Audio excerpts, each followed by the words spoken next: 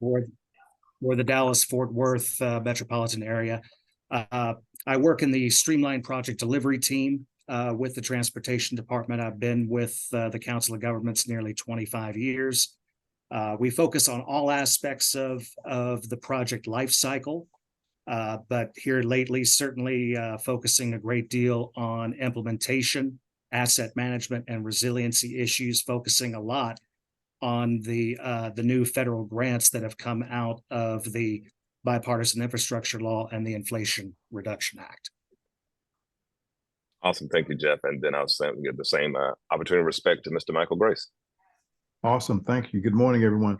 Mike Grace. I currently work as managing principal of my own consulting firm, Metro Development Consulting. Background over the past 20 years has been in urban planning, economic development, municipal management, and public policy. I have worked for several cities, small, medium, and large cities, including the city of Dallas and Houston and several other cities. Have been active with several different civic groups, including the Greater Dallas Planning Council, Better Black Foundation, Trinity Coalition, and various others. I'm happy to be here. Thank you. Awesome. So we don't want to belabor all this with just introductions, but before we get started, I will say that both myself, Mr. Grace, and Heather, who did the introduction, are all graduates of the University of Oklahoma. So that's not even necessary for the conversation, but I thought I'd throw it out there. All that said, let's jump into the conversation. We want to talk about, I mean, it's a lot loaded. I think, Jeff, you brought it up. Justice 40, part of it, that kind of tucked under the infrastructure of the bipartisan law, or IJJA, or IIJA, however you term it. We want to talk about access. We want to talk about public transportation. We want to talk, and it's all loaded, right? We want to talk about urban planning, technology, environmental justice, community engagement, job access, and economic opportunity, safety, like the policy and advocacy, and the equity in all of this, right? So how do you say how do you cover all that in one conversation? You can't. That's too big. It's a lot happening, but we'll do our best and touch on it. So with respect to equity and transportation in general, let's start with something, I guess something a little bit easier, something basic as far as access and affordability. How are specific barriers in transportation or in transportation access? What are specific barriers you may see, both Mike and Jeff, barriers in transportation access for low-income communities, and what initiatives or solutions can be addressed to address those challenges, do you think? I know it's like a huge loaded question, but if you chop it down, and I know we're talking to the Plano chamber, but I mean, if you give the comparison, what are some of the inequities you see in transportation? Primarily what you see out there is the lack of choice. Certain areas end up being accessible or connected in a primarily a single form of transportation. We see it a great deal, certainly in cities like Dallas, Fort Worth, and our southern and western metropolitan regions. We developed at a time when it was very easy to have regions grow and become stretch out their economic vitality based on the automobile. And that kind of land use, that kind of urban form is really what has predominated the development certainly over the last half century or more. And I think that's really the primary barrier, is trying to ensure that low-income communities, all communities, can have the greatest accessibility to multiple modes of transportation. In fact, at the North Central Texas Council of Governments, one of the primary goals from our long-range transportation plan is to maximize choice, maximize availability of all modes of transportation however possible. We know sometimes transit, obviously transit is affected by density. Other modes have other issues that are necessary in order to make them successful. But anything that we can do to try to influence more choice usually ends up translating into greater affordability. And every time we develop our various projects for federal grant applications, we always liken it to ornaments on the tree. So anytime that you can incorporate or integrate different elements of transportation together that increases accessibility to different groups. That's what makes, that's what makes those projects more attractive. That's what makes communities more accessible as a result of those investments. And so influencing choice, influencing greater affordability are the primary things that we're hoping to accomplish with our projects and programs. Nice. So I'm a pin, Jeff. You had access, and I also put notes in the chat. So I heard access and choice, and I'm gonna sit those there. And then so I'm at a conference right now, so you guys might start hearing some background noise. Michael Grace, transportation inequalities. Like, what do you see? Having worked so many layers, you just talked about, and you've written several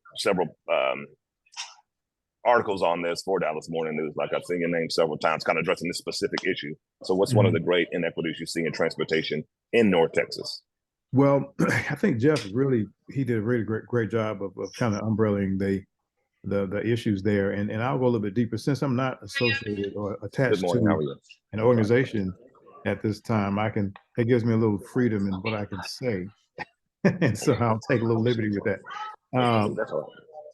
A lot of, in my view, coming from a public policy and urban planning background, at least that part of my background, makes me sensitive to how public policy impacts all of that, and it directly relates to what Jeff touched on.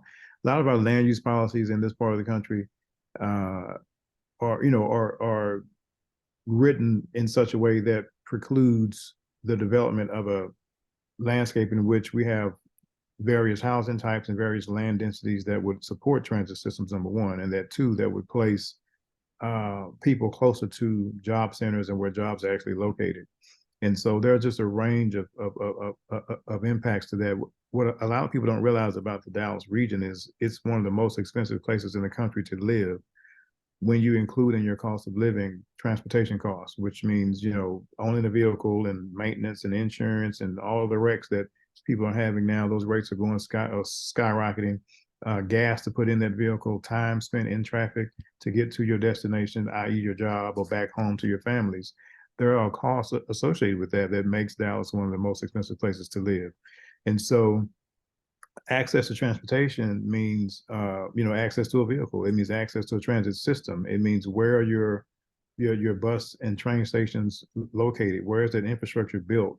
Who are the decision makers involved that represent those populations in those parts of town to get those voices and those needs communicated to the decision makers making those investments and determining where those investments occur and when they occur and how they occur. And so those are some of the many things that I think impact everything that we're talking about. Just to add on to what Mike has said, I think probably in equity and resiliency issues, perhaps in more than any other factor, demonstrate transportation can't function in a vacuum. Right. We are meant to silo bust. We are meant to work with a variety of agencies, all stakeholders, in order to really get at these, trying to solve these types of problems. Job, housing balance, all of those different things that are affected by transportation, because it's absolutely true what Mike said. When you account for transportation, despite the fact that we remain comparatively affordable in terms of housing, transportation becomes a key factor in helping people determine where they can live, what jobs can they access. And the more that we can affect those linkages, that's incredibly important.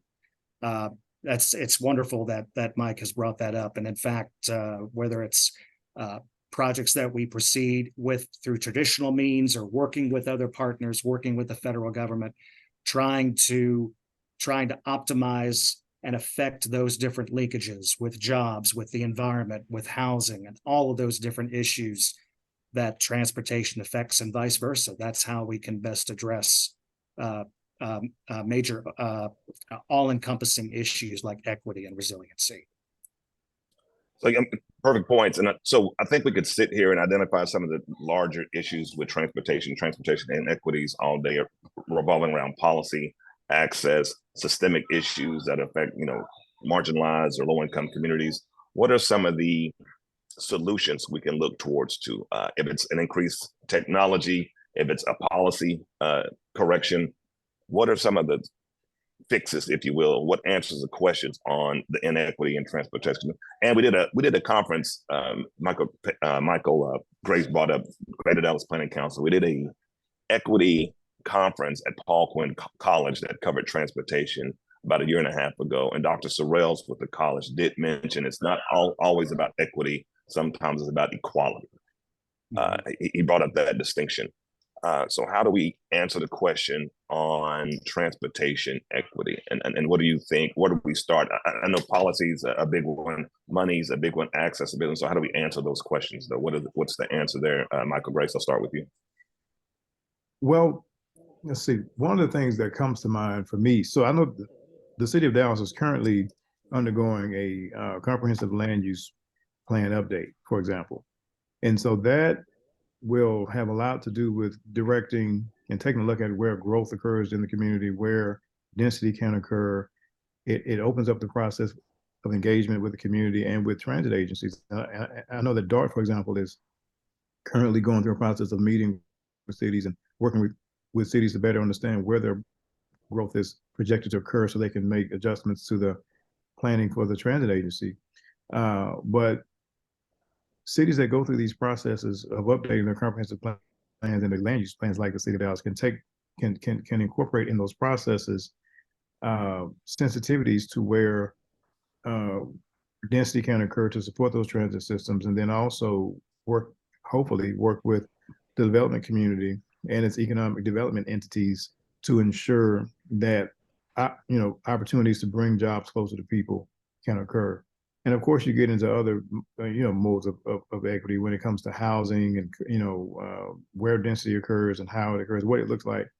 One of the things I continue to advocate in the different spaces I'm in is that there's a nexus between all of these things that includes where you build in equity on each layer, where you're talking about transportation planning, land use planning, housing, and economic development, as well as community development, where all those things play off one another and create the outcomes that we see in our physical environment.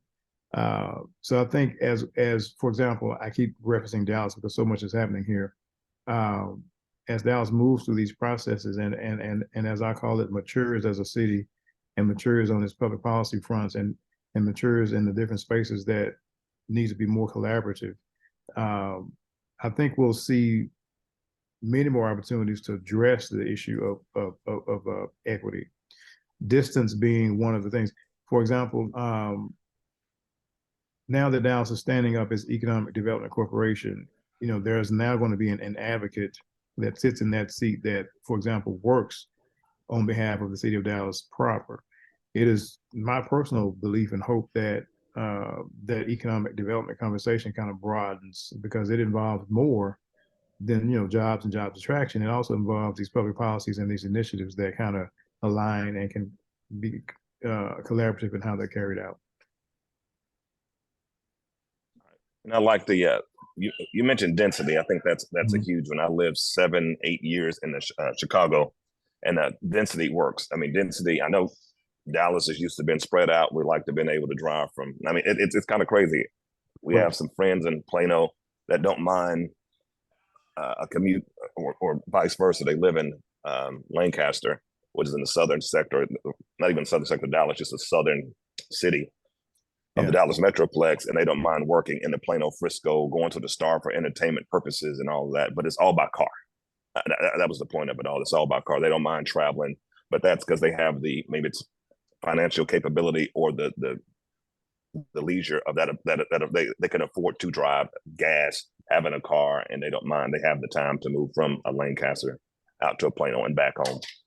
So density and bringing it back to Chicago, we lived in a pretty tight area, but you could literally jump on what was the blue line of the L and get a little bit of everywhere in the city of Chicago. We could go to either airport, you could go downtown, you could go to your friend's house, and you weren't subjugated to driving or longer than a 2 or 3 block walk once you got off those lines. So all that said, Jeff, I'll give you that opportunity to answer the question also. What do you see as an answer to the question of inequity in transportation? I'm seeing, and this is from a planner that is trying to also be an engineer in his free time, trying to also solve some of these problems through design. We've often seen, and up until I think really recently, we have focused on building, certainly on the roadway side, a transportation network that solely enhances the operations and serviceability of automobiles. And there's something to be said that there are certain routes, there are certain corridors that being able to favor that kind of operation is appropriate. But in many areas, and particularly if the idea is we want to expand the variability of land uses to increase density, increase walkability, increase attractiveness for different types of development, it then makes sense for us to make sure that we're building corridors, building roadways to accommodate multiple modes at the same time, making sure that we can, there right now, if you're getting federal funds, there are now requirements that you must include bicycle pedestrian accommodations. They must be of a certain width. They must include various safety elements so that not only are you just including it, but you're including it so that there's the ability of people and riders of multiple ages and abilities to be able to use them. So you're also going to maximize safety and that ability to have greater ability to manage your own trips, regardless of mode, along these, in these different roadways, and know that you're going to have good signalization protecting you and vehicles, good sidewalks, good bike facilities, and other elements within the roadway to make it more of a complete corridor, more of a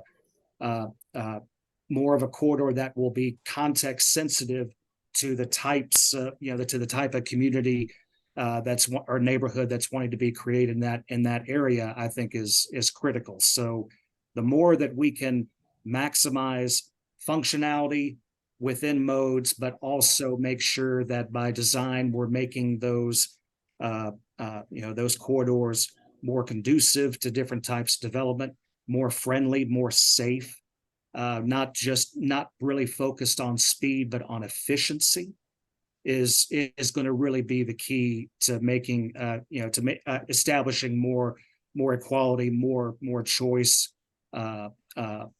greater greater possibilities, greater opportunities in different areas. Got you. And you mentioned corridors, so it's great point. So help me transition into my next question I want to ask with respect to technology inside of that space. So if we build these corridors, as we constantly get the news articles where Dallas is going by, I forget the number, 300 people per minute or 300 babies are born per second, somewhere in that range. We have a lot of people moving to the North Texas market on a minute, by hour, day, week, month basis. All that said, we're constantly, so right now, if I go home, I live in the East Dallas area, 30 is under construction, 635 is under construction, Loop 12 is under construction, Northwest Highway is under construction. Like, we're trying to build to increase and include capacity, not always with the conversation of equity included, right? We're trying to get certain people to certain places in a more efficient manner, try to bring in more people to help include tax base. Let's get more people in this neighborhood. Let's make it more efficient. And we're excluding a lot of people in that conversation with some of our growth. If you can see some of our dark lines that grow north, a lot of lines go north, not a lot go south. All that said, to help in those corridors, what can we do in way of technology to help find some of those answers? Will artificial intelligence play a factor? Will autonomy or autonomous vehicles play a factor? Bikes, virtual reality, like what do you guys see in the way of technology to help answer some of those questions? Keeping equity in mind also. That's because right now, even if we look at we look at Teslas or electric vehicles, there aren't a lot of charging stations. So even if I can afford one, if we talk about affordability, if I can afford one, then how do I charge it? Absolutely. So where does technology help answer some of the questions on some of the inequity? Technology is an enormous part of this equation in a major way. In fact, I look to a lot of the work that I've been recently involved in regarding Alliance, Texas, in Fort Worth, the Dallas County inland port to the south, in trying to incorporate technology within transportation improvements so that you're addressing reliability, you're addressing the supply chain, you're addressing ways, even through context sensitive design, making it where those areas are not just developing for the sake of freight oriented improvements. There will be manufacturing, there will be warehouses, there will be a lot of those opportunities there. But if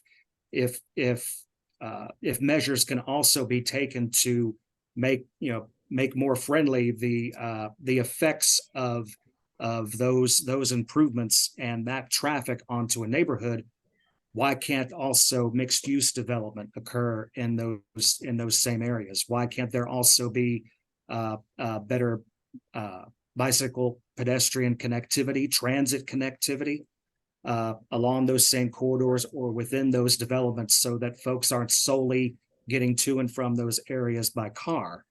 And so, and then with technology, I look at what DART is doing with,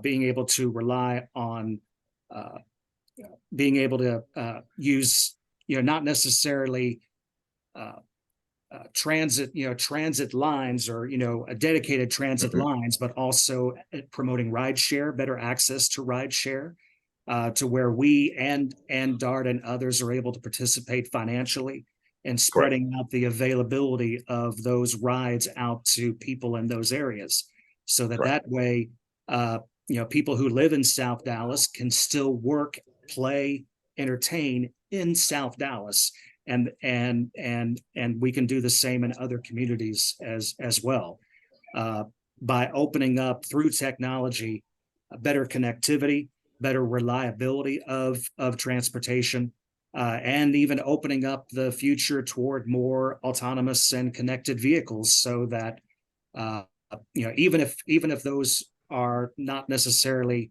being accessed directly by by regular travelers, the traveling public, the more that we can make that kind of operation safe and efficient for freight operations. Because I think we all saw that even through the COVID-19 pandemic, it was commercial travel that was continuing to increase and is still that way. And that's probably impacted a lot more of the congestion that we're seeing as we're coming back from the pandemic. So measures to apply technology to improve efficiency for commercial travel, truck travel, will be a tremendous part of the equation, in improving equity for all of us. Perfect, thank you. And I allow Mike to answer that also, but Mike, I'm gonna load you up with a little bit more on top of that. So we look at the southern sector, and then we look at the northern sector, kind of bringing in the Plano, Frisco now, which is it's a growing, awesome, new, fresh area it's getting some lines, it's getting some access as DART grows and as the micro transit grows. And I know there are conversations, these long range plans for like Legacy West and Legacy East. Like, is there a little tram system that can move us around? And is there a greater loop system that can connect you to the Star back to Legacy East to West? Is there a new loop going to be connect us over to the new Universal development? All that said, I mentioned all these development, Legacy East, Stonebriar, Legacy West, the Star, the new Universal, all that's north, way north. Everything outside of 635 north to me is Oklahoma. I stay inside the loop. I can't go that far north. But all that said, all that development is way north. So now we need to figure out how people in the southern sector, even downtown, I won't even go so far, even downtown, to get out to all this development is a chore right now, because you have 75 or tollway, and then you got traffic just about with the exception of the 405 in Los Angeles. It's just thick, heavy traffic all the time, right? So how do we fix? Because I'm just from your city planning and urban development standpoint, how do we fix development south and at the same time fix transportation north? I'm so glad you asked that question, and pardon me, but that's such a rich discussion for me that I don't think ever gets enough attention. And so for years, I've been saying and trying to find allies for discussions like that because, the region is, it's wildly perceived to be successful economically and it's growing, by gangbusters, mostly in Collin and Denton counties and somewhat in Kaufman and Rockwall counties. But and then there's a lot of industrial development that happens in Ellis County and Southern Dallas and things like that. But the great majority of the jobs, like you mentioned, are in the northern part of the metro, Collin County. And so what I think needs to happen, I keep bringing it back to land use and economic development and public policy. I think this region actually needs to have a more pointed conversation about growth and where it happens and how it happens, and even how it's designed, actually. Um, uh, I think there needs to be greater focus and initiatives on kind of balancing out the region's growth and figuring out what we need to do to attract some of those jobs that are going all focusing north. It seems like the great majority of them, and creating the circumstances and conditions that will bring some of those jobs, or a greater portion of those jobs, into the city proper and into the southern part of the metro. Because one of the realities that's happening is people are having to make life-changing decisions when they live in southern Dallas or the southern suburbs and have been, say, a person living in a house, say in South Dallas, Oak Cliff or DeSoto or somewhere. They've been there for 10, 15, 20 years, and then they want to go, they've gotten a job in Frisco, Allen, McKinney or somewhere, and they've got to sell their home, uproot their families, and then try to buy another one. And then housing prices over the last 10 years have gone up just tremendously. That's almost incomprehensible how much the prices have changed. But that's a real impact to those families. That's a real impact to, so when we talk about equity and access, to me, I hear it much more broadly. I hear it from a public policy standpoint. I hear it from an economic development standpoint. I hear it from where infrastructure investments are happening. We've got to find a way to highlight the fact that it's important that that happens in other areas of the metro. And part of that, there's so many layers to this, right? So it's hard to kind of, for me, it's hard to nail it down because there's so many layers and I feel like I see them. One of them is attitudes in the investment community as it relates to development and where it happens, where it's funded. There's also the layer involving, when we talk about density, then you've got to talk about how does this impact communities? How do they perceive density? How do they react to that? Most people say, not in my backyard, the NIMBY, not in my backyard. Well, we've got to, number one, we've got to have better designed urban development density in this region. If it's designed better and it's located better, then people will be less resistant to it. That's part of that economic development and access equation, because when you have density, you can have a greater range of house types, which brings down the overall average cost of housing, allows people to, again, to live closer to where they work and play. That impacts how much time a parent gets to spend with their families in terms of how far they have to drive every day. I mean, there are real impacts of that I think too often get glossed over and not talked about. So I guess in a nutshell, if I can try to create one, is we need regional strategies that put these serious conversations on the table and talk about ways and to create, because it's not as difficult, I think, as it sounds. I don't think this region has really grappled with it. This region is still maturing in that way. Mm-hmm. So I think we need specific strategies. And again, I'm hoping that Economic Development Corporation that Dallas is standing up at least faces these issues in a way that brings to the table. These are actually economic issues too, mm-hmm. because if we can't change the development trend in the region, then we're going to have this dichotomy where we have, literally thousands of people on one side of the metro that have to get to jobs on the north side of the metro. And so transportation decisions have to be made. That's one of the reasons why, back to your reference to my writing for the Dallas Morning News, one of the reasons why I wrote the article I wrote about Interstate I-345, which is the freeway on the east side of downtown that connects 75 and 45. So many people depend on that road. I do. I use that road to get from the southern part of the metro to the northern part. And to get rid of that reduces access to people who have to rely on cars to get from the southern part of the metro to the north. So I think we need to have a more regional conversation about where growth is happening and how and what can be done to bring that, to swing that pendulum of growth further to the south. Okay, awesome. So now, with respect to, like I kind of mentioned, Plano has some awesome uh, attractions, great like newish U.S. city.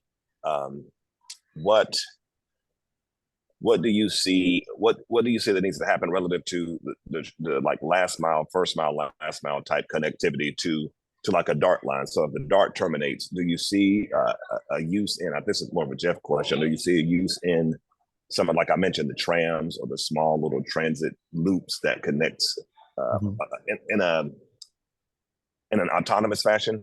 Do you see a benefit in that? And if so, have you seen other cities that use that kind of small transit, micro transit connectivity to kind of complete the city's connectivity to a greater region? We've been hearing about cities that are attempting to do that, and obviously the technology is still still advancing, and the policies supporting that are still really quite new, and so Okay.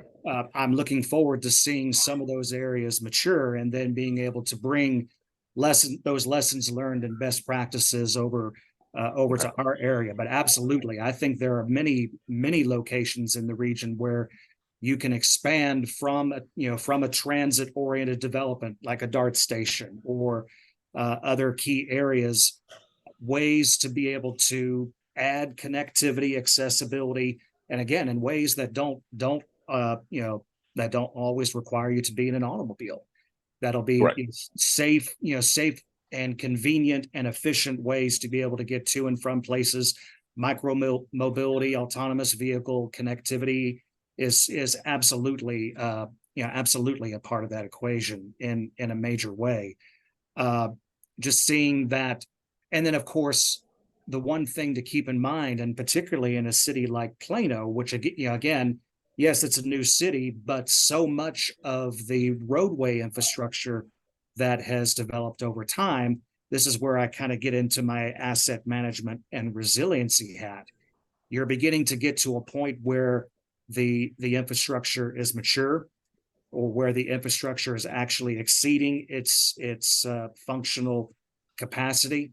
And so as we're starting to get into those areas, not only think about having to replace or rehabilitate that infrastructure, but find a way to use that opportunity to add first mile, last mile, other key ingredients to those improvements, so that you're increasing the viability of that infrastructure for longer periods of time. You're actually increasing the return on investment for those improvements, because you're connecting to a bigger audience, more users, in being able to do that. And that is, I think, a major area of focus in the coming years, the coming decades. Is uh, you know we know in cities like this, we're getting to a point where our infrastructure needs to be renewed, rehabilitated, in some cases replaced. But let's not just think about outright uh, changing them to restore its original life cycle. Let's also make sure that we're looking at it as opportunities to be able to address those deficiencies or those opportunities when it comes to first mile, last mile connections, because that infrastructure can be used in a variety of different ways if we put our heads together and coordinate with all the stakeholders and folks involved that need to be making those decisions. One of the things I would Now, add to, oh, go ahead, Mike. Go ahead. oh, I'm sorry. One of the things I was Go going ahead. to add to that is so much, part of that is involving the city's transportation design, transportation and street design manuals, for example. That's heavily important because, we've got to better design our street corridors and sidewalks, and, have create walkable environments, because that's a transportation option as well, right? We can walk. That creates healthier uh, communities and reduces auto dependency and air pollution and all that stuff. create safer communities, crime rates go down, the more people you have out in the environment walking and going to and fro. And just so many benefits. But if we're not designing our sidewalks to be wide enough, if there's not safety between,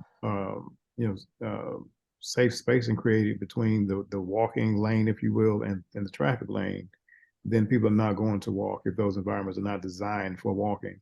If they're not designed for biking, if we don't have, as it relates to last mile transportation and micro mobility options, if our parking and street infrastructure isn't designed in such a way to facilitate the use of those types of options, then it's not going to happen. So, again, you go back to the urban planning and urban design component of this as well as an adjacent lane of consideration with transportation. And you bring up a great point as far as the walkability, Mike. I know in some areas, like they do it a little bit in front of farmers market, which is it's designed for that space. But on a micro scale, I've seen, and this all relates to what if type of thing, because I've seen some what ifs. What if City of Dallas took Main Street, closed it down for through traffic, made it a green space and a walkability, and you're walking from essentially what would that be, the west end towards the east, and it's all walking, the transit-oriented development, the new opportunities, almost basically a long, narrow, plot-worn park of sorts. So, and I say that to say they did it on a micro scale at the University of Oklahoma in front of the stadium, because it's a football town. They eliminated that. It used to be like an L shape. They took that L shape street out and made it benches and grass and green space. Now it's used for people commune there. They gather there before and after the football game. During the school week, students do yoga, and it's a bike area. I mean, it becomes a communal space, not this car driving through, and we're looking at emissions and all that, right? It changes the usefulness of that particular space. So that's a huge part when you brought up walkability. And I'm going back on Jeff. I'm hitting you with a loaded. You were talking about the ROI, the return on investment. Is the investment in people or in infrastructure? Both. It's kind of a trick. Both. Okay, But it's wonderful that you're seeing tools available now that you can actually do quantifiable calculations based on both. It's not just travel time. It's not just emission savings. You can go above and beyond, and we actually have now financial measures, other tools that we can use that will measure the infrastructure and people and cultural impacts of those changes. We especially have to make sure that when we're doing our federal grant applications, we're listing out that information, addressing it in the merit criteria, but then the very last thing that the reviewers will look at is your benefit cost analysis. So as the years have gone by, thankfully the guidance has increased, the data, the methodology has gotten better to incorporate those measures, able to tell us, okay, if we state certifiable data and a right methodology to be able to do that, we're all taking credit, and that credit is then being added to the guidance. So more and more, I think we're learning the ways that when we're talking about transportation and talking about ways that we can analyze its benefit cost, its return on investment. Yeah, we're looking at more than just infrastructure. We're looking at people, we're looking at relationships, land use interactions. All of that is a part of the equation, and not just the capital improvements. We're looking at operational improvements. We're looking at life cycle improvements, because we know that these investments have an impact on, not just when they're built, but during their whole life cycle, and that impacts all of us in different ways. So it's good that we're finally incorporating all that information. So I know we're within 15 minutes. I think this goes to 11, and Heather will pull us in if we get outside of that. But I want to open it up for questions, because you can see it. Both Jeff and Mike can talk about this all day. We have to extend our meeting time. So I was going to say, you guys have been great. I have some questions from the chat, Marvin, if that's okay. Yes, ma'am. They're very good. I was trying to cut those guys off. They were talking. I know that you guys have, and again, coming from a chamber perspective, I feel like you guys have done a great job of really, I think you all said it in the beginning, but it doesn't happen in a vacuum. So both of these questions are kind of calling back to that. So and it can go to all three of you. Do you foresee any plans to collaborate with school districts when it comes to designing public transportation infrastructure? I would love to hear your thoughts on that. Absolutely. In fact, that's something that we already do on a pretty frequent basis, but we're trying to expand on that as well. We see so many instances, schools have been built along major 6-lane thoroughfares. Mm-hmm. But and it doesn't matter. It can be high schools, it can be elementary schools. You can go on your trip through one city and pass through 3 or 4 zones through the course of several miles. So as areas are developing, as areas are redeveloping, trying to find ways to make it where, again, sometimes you have to ensure the best reliable travel for your long distance, high capacity thoroughfares. But at the same time, we can also do better in making sure that those schools are more accessible, made more safe by allowing more walkability, more bike access, more transit access, and making sure that as we're looking into the way that you're designing the site, routing traffic, parking, and all of that, that there's good, efficient, safe ways for people to be able to access schools in ways other than the automobile. We're doing that everywhere. And where I might say, obviously, we're focusing on the growing cities outside because there's still leftover land and they're trying to make good decisions in advance of the new roadways, the new system coming in. So they're foregoing those previous mistakes that maybe other communities have made. We're also having conversations with mature cities so that as they look to keep schools functioning or change school characteristics, that they're able to make those adjustments, but we can make the same transportation adjustments as well. So that, again, extending the life, extending the serviceability of those different systems to each other. That's a great question. I was hoping we got to that one. I saw that a minute ago, actually. There's a student that goes to Adams, is it Adams High School, Adamson High School in Oak Cliff, that's actually engaged with the Greater Dallas Planning Council. And I'm also on the Better Black Foundation board, and so he engaged with us, I should say, or with our staff on an issue that he was advocating for as it relates to that campus and pedestrian access across the street to the campus, I think it was. And so these things are happening. And so I raise that point to make the point that, anybody on this call, you always feel encouraged and empowered to bring attention to issues like that in your community, to your school board, to your city council representative, to your transit agency, to your city's transportation department.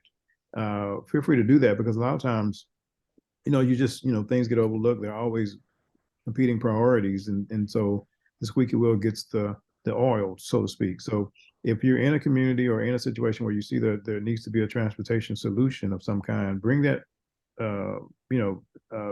if you can find the time and energy and effort to bring that issue to the attention of the appropriate entities, oftentimes they appreciate hearing from people.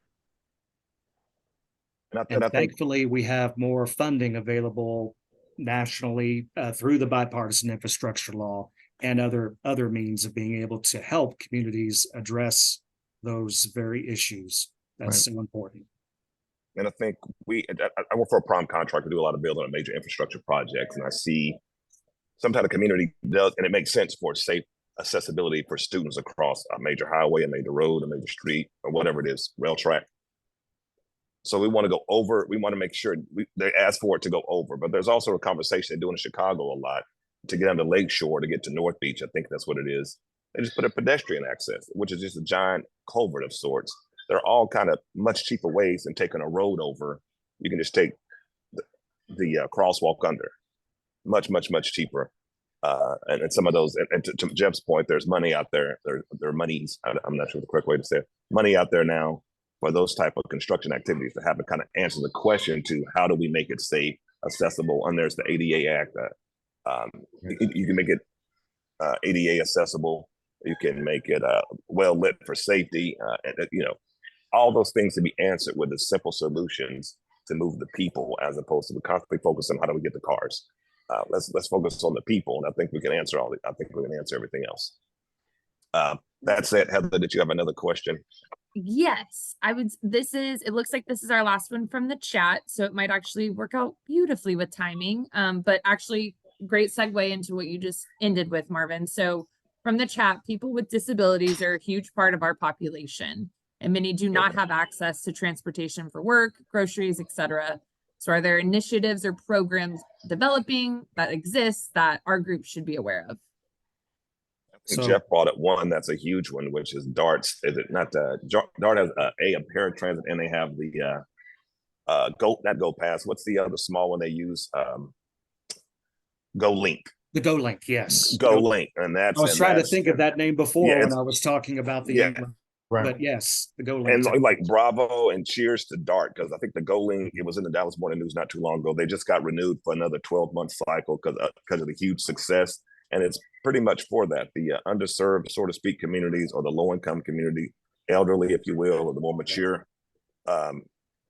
members of society, and also for anyone that falls under the, there you go, DART, Go Link right there. It falls under the ADA protection, Americans with Disabilities Act. So yeah, I think Go Lead is a huge answer to that question.